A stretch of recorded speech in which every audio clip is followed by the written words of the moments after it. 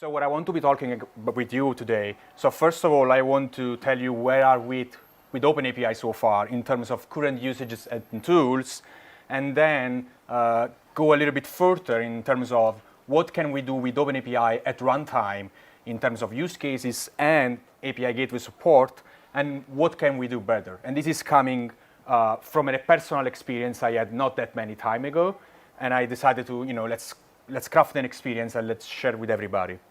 And hopefully with a live demo, but for the word, I tried half an hour ago and it wasn't working. And, but takeaways and questions will be there in any case. Just no more than 10 words about me. My name is Vincenzo Chianese, and although I'm wearing this fancy dress, I promise you that I am a software developer at Stoplight. This was what for my parents, they wanted to. And Stoplight, in case you don't know, it's a company based in Texas and develops tools for API developers. So if you ever had to craft a web API, we can take care from having an idea to getting an API done. Feel free to check it out. I'm also the maintainer of Express Gateway, and actually I was last year in this conference presenting the project. It's an open source API gateway written in JavaScript, running on Node and on Chakra. In case you're interested, hit me up. I am an Auth0 ambassador. It's basically an award that this company is giving to the people that are interested in security and proving the things on the field. And last one, I promise, last week I've been awarded by Google as a developer expert in web technologies. Those are my references if you want to hit me up. Website, email, Twitter, whatever you want. The handle is here and it's going to be there for the whole time. Okay, let's jump into the content.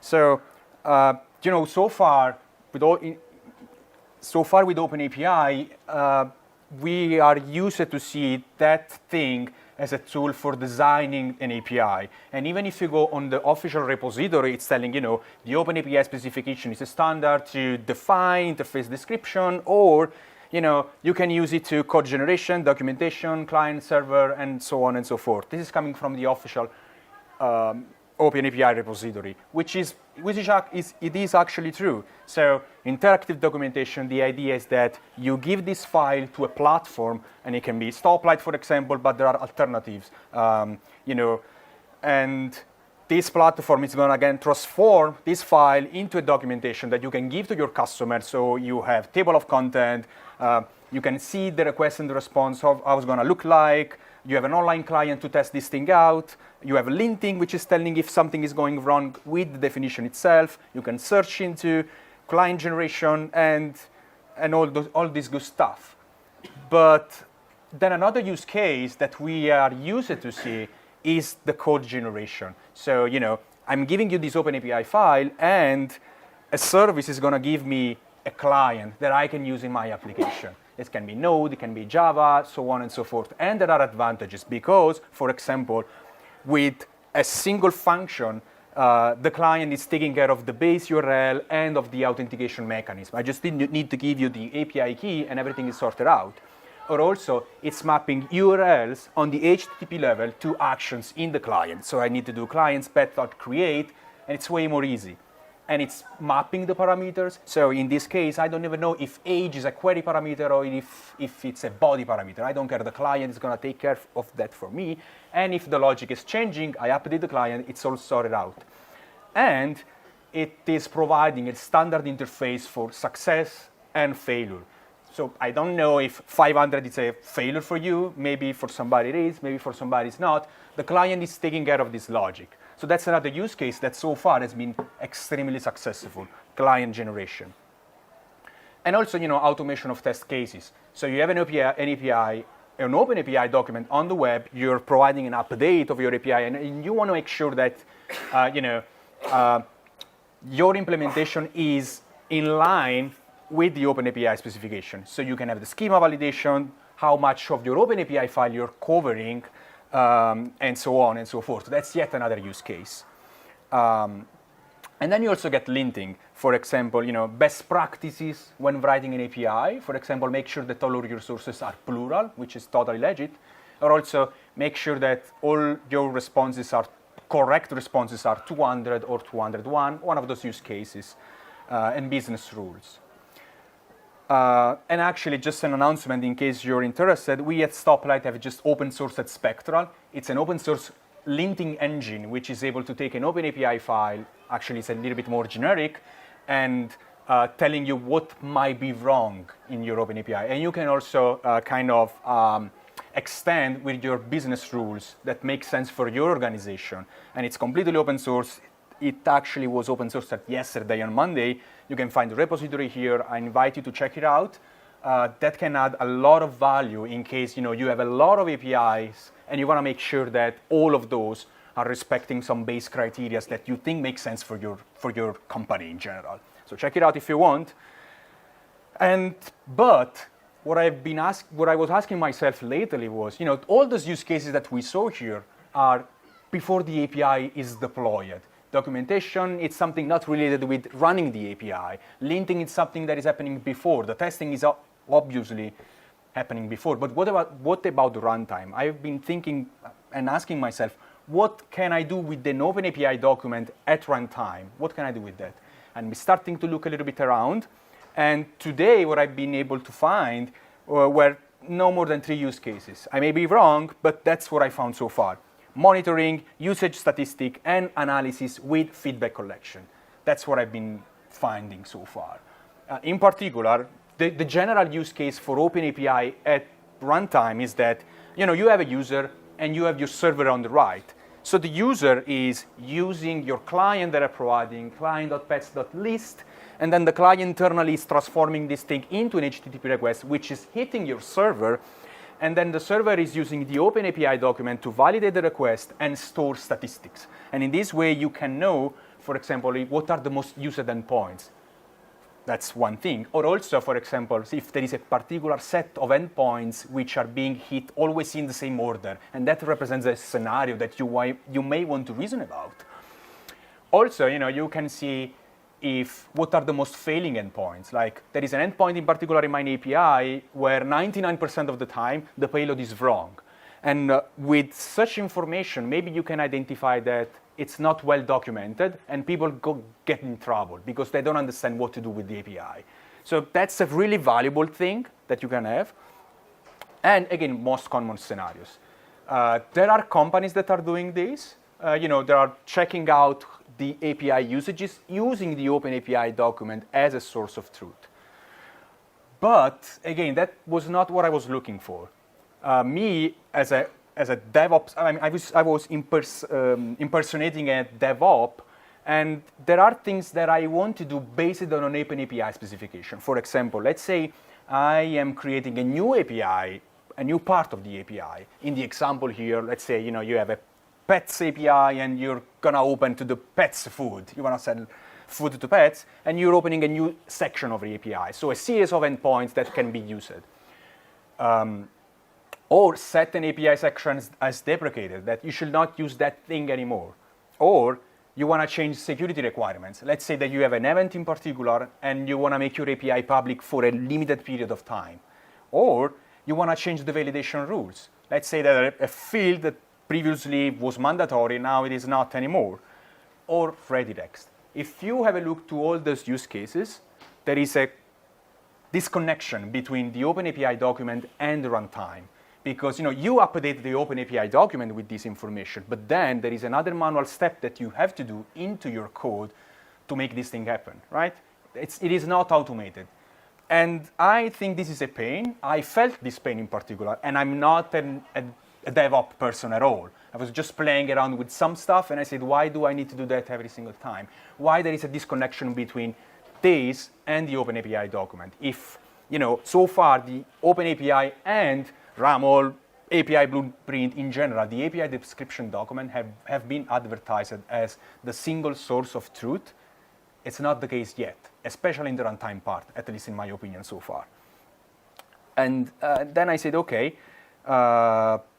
let's see if there is a solution or something that we can do. So, that's not by chance. But given that I authored an API gateway, I said, you have this layer of indirection between the client and your server, which maybe can help during the journey. And I said, maybe this is the solution because the API gateway, although they can do a lot of things, they have a limited configuration surface. Most of the times, that's not always the case, but in particular, in case of a public API, what the API gateway is exposing is exactly what you advertise in an OpenAPI document that you give to your customer and you give the documentation. So I've said, yeah, maybe there is something we can do. And some solution, not all of them, can be declarative configured. So it means that you don't have to spin up an instance and start making requests or providing or writing some code. You can just give a configuration file, which is going to be parsed, and the gateway works. And given that the OpenAPI specification, it's a declarative way to give your API, I said, yeah, there is yet another connection. Again, not all the API gateways are declarative. Express Gateway is on purpose. And then I said, okay, let's see if we can do something. But before trying out the things, I said I want to review the other solutions, because I'm quite sure in those big companies there are people way smarter than me that maybe had the same issue that I was having. So I went to AWS API Gateway, and I noticed that yes, they do have OpenAPI 2 support. They announced that they released OpenAPI 3 support this September. It doesn't seem to be working correctly yet. And it's fair enough. Like, I wish I would be able to release a solution with so few bugs, honestly. So it is not working yet, but it's on the roadmap. It's going to be a thing. They have proprietary extension to this case. I mean, to configure the API gateway in a way that the OpenAPI document is not able to express, and that's the first check mark that I said. Like, there is something that an OpenAPI document can do for an API gateway.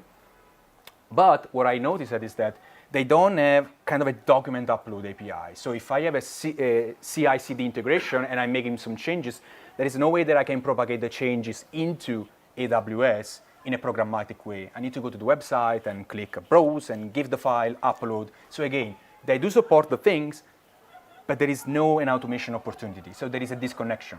And I may be wrong. If somebody is working for Amazon and I'm wrong, shut it out. It's fine. But so far, that's what I found. So first solution, it's not going to work. Then I went to Axway API Gateway. I had a look to this one too. And they have OpenAPI 2 support. They don't have any custom extension. And they do have a public API for configuration, but they don't support OpenAPI uploads. So it means that you can automate some of the stuff, but you need to talk with their proprietary API. So you have an OpenAPI document, and then you need to have kind of a translation between the OAS file and their API gateway. Then I went to APG Edge, and again, I didn't get what OpenAPI version they support. It's not clearly specified, and I'm quite sure it's the 2.0, I think. That's what I was able to grasp. They don't have any documented extension, and they have a project upload API. So it means that I can upload the OpenAPI document programmatically to the platform, but the information that are being extracted is limited. If you want to make a complete solution, you need to actually, I don't have the point, but basically you need to create a zip file with the OpenAPI document inside and a set of side proprietary files that are fulfilling my use case. And all right, that's the commercial solution. Then I said, maybe the open source world is better, but unfortunately I haven't been able to find anything so far. Like Express Gateway, that is the one I wrote, it's not supporting this thing. I've been checking Kong also, and there is a very old open issue there that they want to support such a thing, but I haven't been able to find any progress on that. And I also check it out thick. I know the guys are here, and as far as I check it out, there is no support on that. Again, if I'm wrong on those, shout it out, it's fine. I'm more than happy to say I was wrong, but that's what I found. And before I want to show a demo of what this thing could look like, I started to ask, why nobody cares? Why nobody cares of this automation opportunity we're missing? And that's what I was able to see. So what I noticed is that there is a pretty big part of tooling that didn't code up at all with OpenAPI 3.0. You know, the two Axway, for example, and even APG, do not support OpenAPI 3, although it has been on the market for the last 6 months. And I was telling maybe it's difficult to implement. It's a format that it's hard to scaffold or whatever it is. Or maybe OpenAPI 3 is not used by anybody in the audience as a user that is not worth the effort, but I don't think it's the case. If not, I think maybe AWS will not do that at all. Or maybe OpenAPI 2 is good enough. Like, it's doing what I need. It is doing what I need, and I don't want to move further. And the second thing we also noticed is that it is clear to me, that's the sad thing that I noticed, that OpenAPI is a byproduct of an API gateway. It's not a first-class citizen. Like, we have it. It's a check mark. You can do something. I'm going to generate a file that you can even download and store it on your computer, but it's going to be useless. And again, I think there is a huge gap in this regard. Again, maybe they just don't care. Or maybe it's not the right tool for the job. Or maybe, OpenAPI documents are not good enough to describe all the aspects of an API. Just to give you an example I was thinking of, how do I say in an OpenAPI document that this API supports CORS? As far as I know, you can't. There is no way. You might want to use proprietary extension, but then what's the purpose of that? Like, why would you do that? I'm not going to support that. And maybe we should rethink a little bit the OpenAPI specification. And I actually invite you tomorrow. There is an open panel. And if you're feeling the same kind of, not pain, but problem that I'm seeing here, maybe you should go there and ask questions. I'm going to be doing that because I'm going to be part of the panel itself. And one of the things is, what's up? What are you going to do here? Because I personally need that, but I feel the whole DevOps world wants such a thing. And again, let's try the code, but again, forward, I don't think it's going to work. I want to be super clear. But what's the idea? Again, fortunately, I'm an author of an API gateway, so I can play a little bit here. So what I did, I'm gonna go on Glitch. I don't know if you guys know Glitch, but it's a free platform. It's a free platform run by Anvil, which was the founder of Fog Creek with Stack Overflow and all the good stuff around. And they basically are hosting for free on limited budget, but Node.js application. And given that EG, Express Gateway, is a Node.js application, I said, okay, let's make it a test here. And I do have a super simple API gateway, which is doing nothing more than proxy requests to a backend server. So if I open here and I do cool https agpatstore.glitch.com,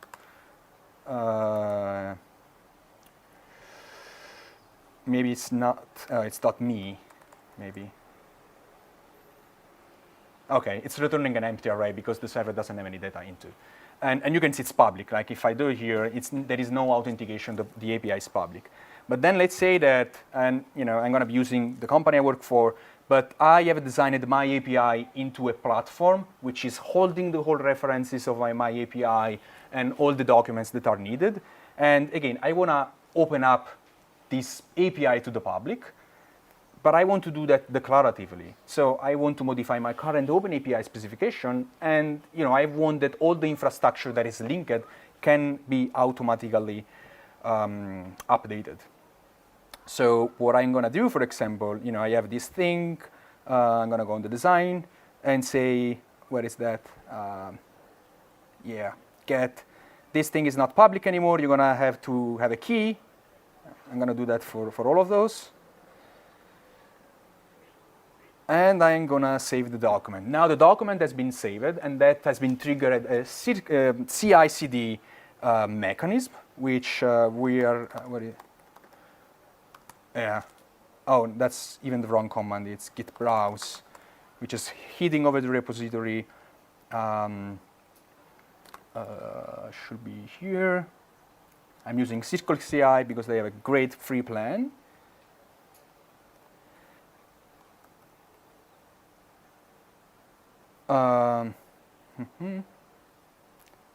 And the Circle CI hasn't been triggered. So I'm going to be doing that by hand, but let's pretend it happened automatically. And it's checking out my code first. and it's downloading all the stuff. I don't know if that's because of the internet or not, but come on, boy. Yeah, it's starting the server, and then it's making the contract testing to verify that the API is still behaving in the way it should. The tests have passed, and now there is a deploy step that it is installing again the dependencies, but then it's saying, okay, it's going to check the OpenAPI specification for changes and apply those changes to the API gateway. It's cloning the thing, and it's telling, oh, I found that you changed the authentication thing, and given that the tests were passing internally, I'm going to proceed and make this change. So in theory, this thing has been done, and if I do logs, hot reloading, maybe that worked this time, and I'm going to do refresh just to make sure.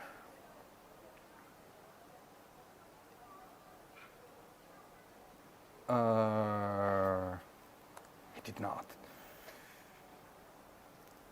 Oh yeah, it did. So if I try again, I think that's gonna stop me this time, because again, the OpenAPI has been checked. That's a super simple example, but imagine, for example, that you can modify the JSON schema, and you modify your OpenAPI document, and the API gateway will react to those changes, allowing a different payload. That's yet another use case, or redirects, and all the use cases I'm seeing there. So to summarize it, is that I think there is a missing automation opportunity here, we don't have a bridge from the OpenAPI document to the runtime in a way that it is easy to use and doesn't require any manual step. And again, I'm going to leave you again my contact here, because if you're feeling the same pain I am having here, I encourage you to write me, because I want to know what is the problem, if I am doing everything wrong, because maybe my use case is stupid and doesn't make any sense. I want to know that. But if you are on the same page, I would like to hear from you. That's all I have, and I'll be happy to answer any questions here.